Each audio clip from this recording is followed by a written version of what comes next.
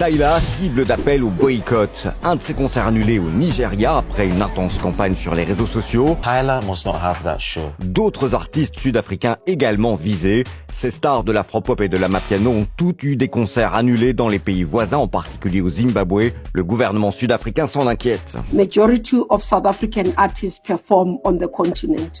And many of them are seeing their gigs being cancelled. Des appels au boycott ont même touché cette série Netflix ou encore l'humoriste Trevor Noah, star de la télé aux États-Unis mais qui vient de Johannesburg. Mais que se passe-t-il avec ces artistes sud-africains?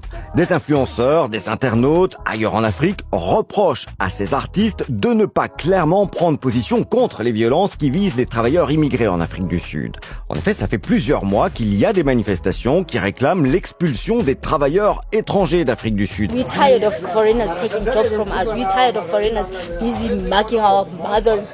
They left their country. Why they want to fuck up our country? Ces rassemblements ont parfois dégénéré en violence. Des groupes ont semé la terreur dans des quartiers ou bidonvilles de travailleurs étrangers. Des migrants ont été pourchassés et frappés. Il y a au moins eu 4 tués depuis le mois de mai. Résultat, 175 000 immigrés ont fui l'Afrique du Sud, comme ce coiffeur qui est parti en laissant 30 ans de vie derrière lui. It was getting closer and closer to the point that when you are walking, a small boy will just pat you. When are you going to your country? L'Afrique du Sud, c'est depuis très longtemps un pays d'émigration, déjà à cause de la colonisation par les Néerlandais, puis les Anglais, des fermiers blancs qui se sont installés là, qui ont non seulement exploité les populations locales, mais ont aussi fait venir de la main-d'œuvre d'Inde, notamment, des blancs qui ont dirigé le pays jusqu'aux années 90 en imposant une ségrégation, une séparation raciale. Quand ce régime raciste est tombé, avec Nelson Mandela, le pays a attiré une nouvelle immigration en quête de boulot. L'Afrique du Sud, c'est la première économie du continent. Les travailleurs immigrés représentent aujourd'hui 5% de la population, sans compter les sans-papiers dont il est difficile d'estimer le nombre.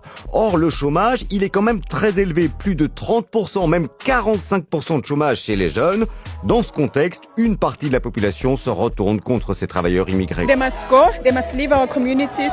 We've had enough. Pour calmer la tension, le gouvernement a promis des politiques migratoires plus dures. Il affirme avoir expulsé 53 000 sans-papiers.